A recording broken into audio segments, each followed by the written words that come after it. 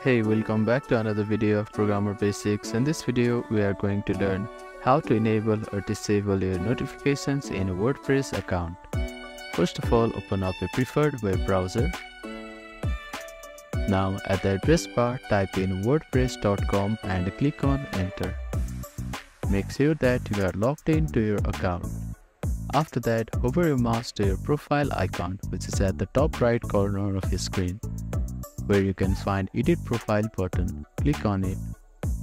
Now, at the left hand side of your screen, scroll down a little bit until you see Notification Settings.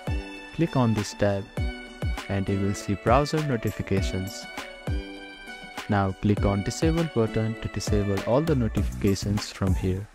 Or you can also click on Enable button so that the notification will pop up on your browser.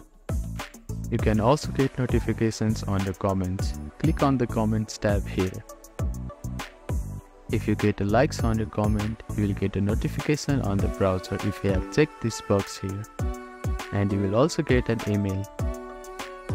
Check or uncheck these buttons respectively.